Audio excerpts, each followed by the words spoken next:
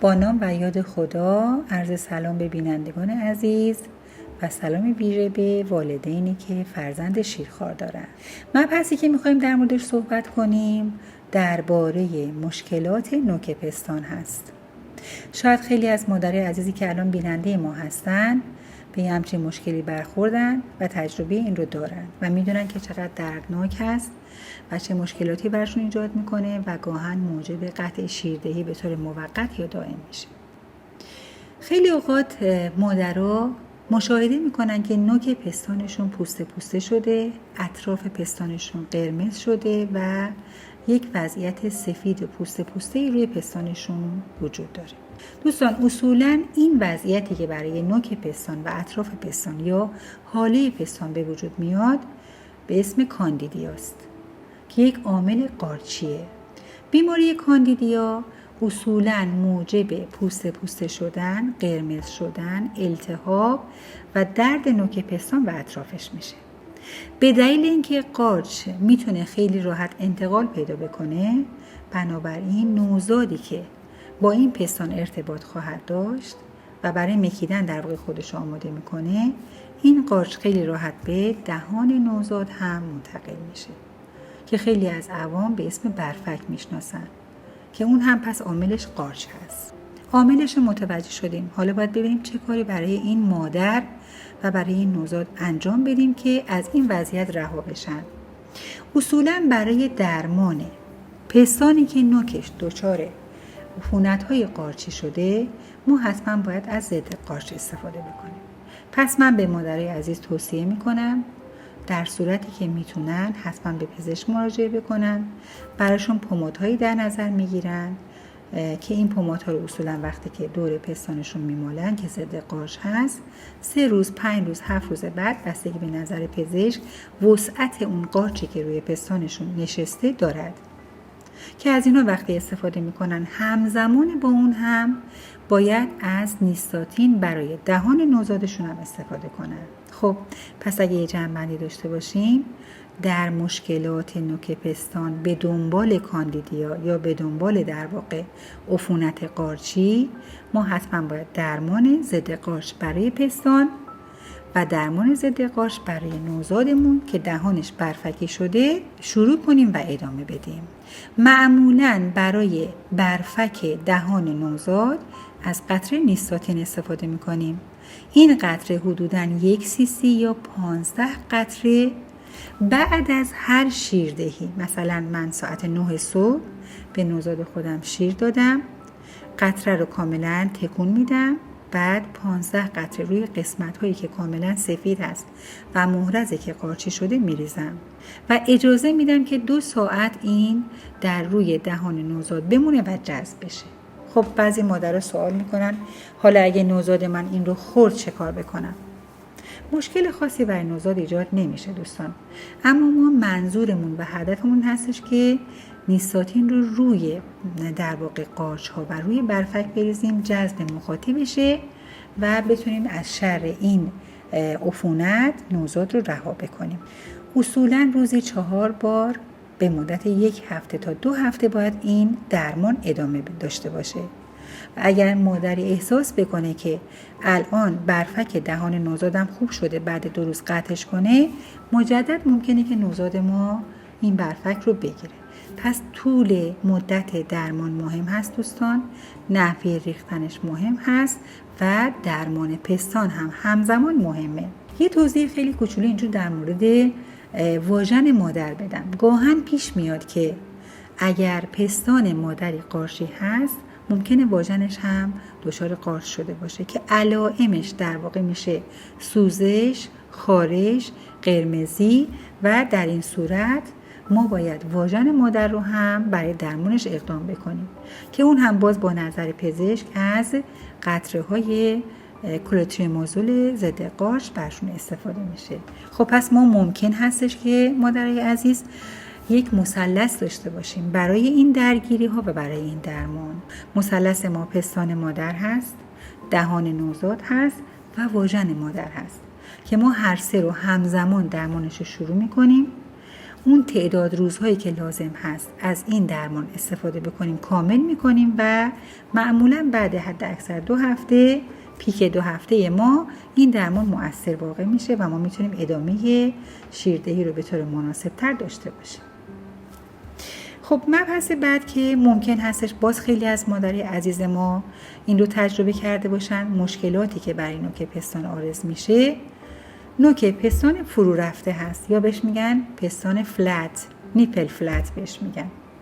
نوک پستان فرو رفته هم ممکن هستش بعضی از مادرها رو درگیر بکنه و گرفتار کنه و نتونن اون شیردهی مناسب رو داشته باشن.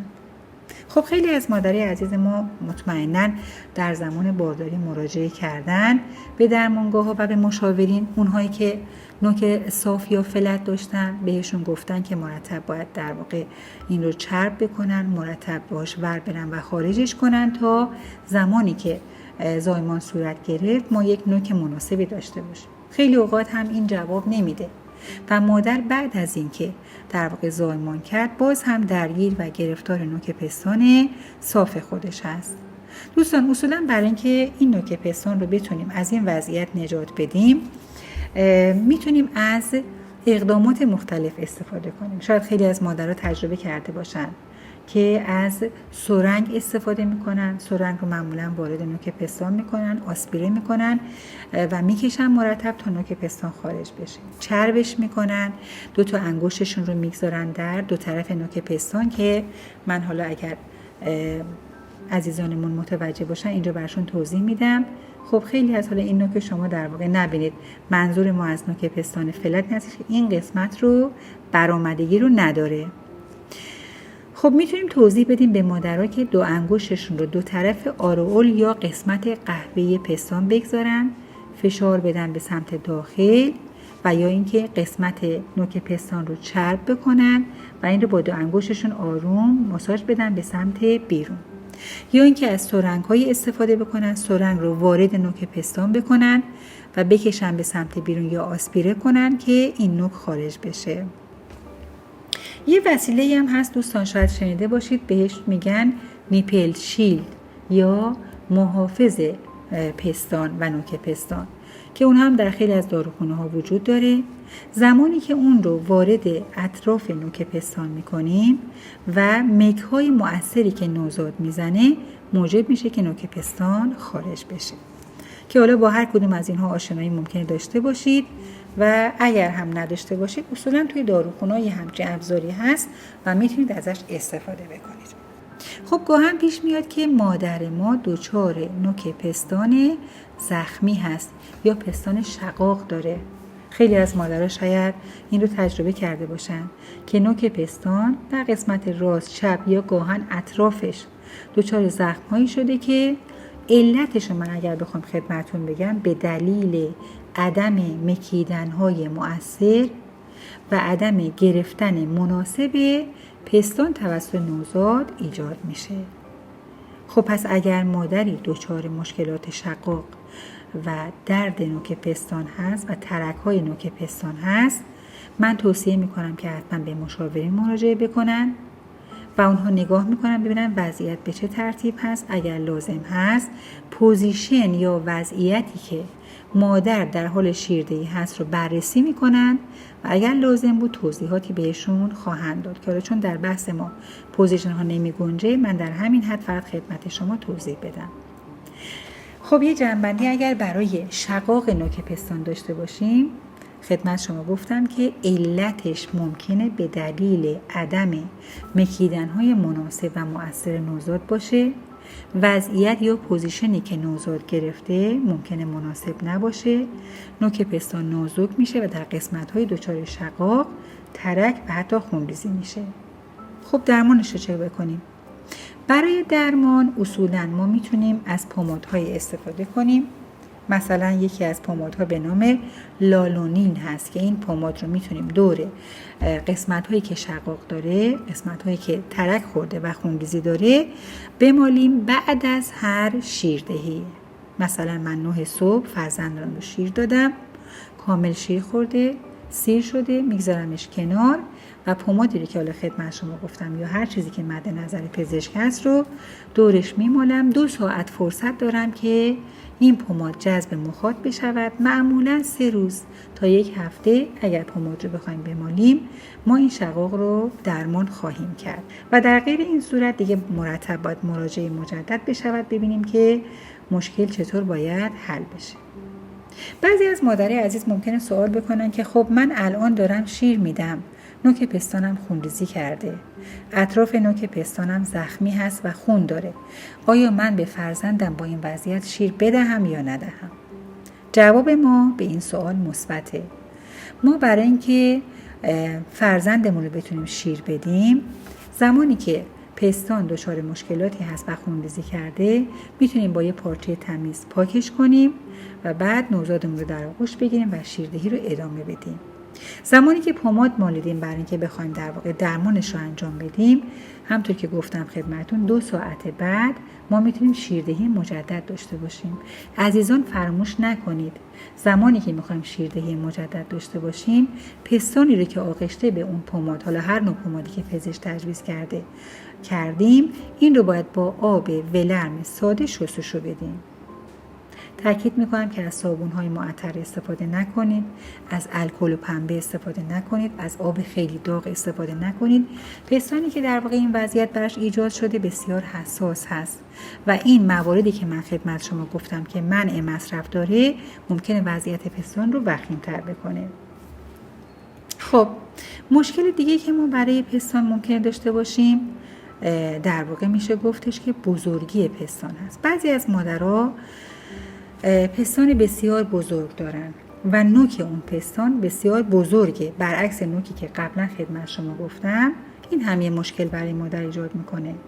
پستان خیلی بزرگ باعث میشه که نوزاد ما نتونه پستان رو خوب بگیره، حتی گاهن اندازه نوک پستان به اندازه دهان نوزادمونه. خب نوزاد وقتی که این نوک وارد دهنش میشه ممکن هستش که حالت تعب بهش دست بده، قسمت زیادی از دهانش رو پر بکنه. بنابراین چاره این کار چی هست؟ خب اصولا پستان‌هایی که خیلی بزرگ هست و نوزادی که تازه متولد شده و نمیتونه در واقع هندل بکنه و مدیریت بکنه این رو، بهتر هستش که ما از نیپل شیلد استفاده کنیم یا محافظ نوک پستان که توی داروخونه ها موجود هست و میتونیم این رو روی اون پستانی که نوک بسیار بزرگی داره بگذاریم.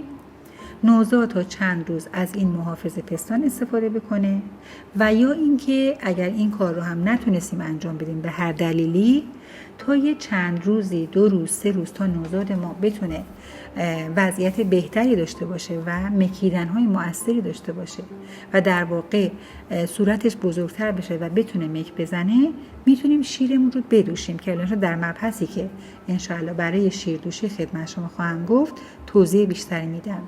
پس یه چند روز شیر رو میدوشیم، در اختیار نوزاد میگذاریم تا نوزاد یه خورده به اصطلاح بزرگتر بشه و بتونه این نوک پستان رو مهار بکنه و ازش برای تغذیه خودش استفاده بکنه.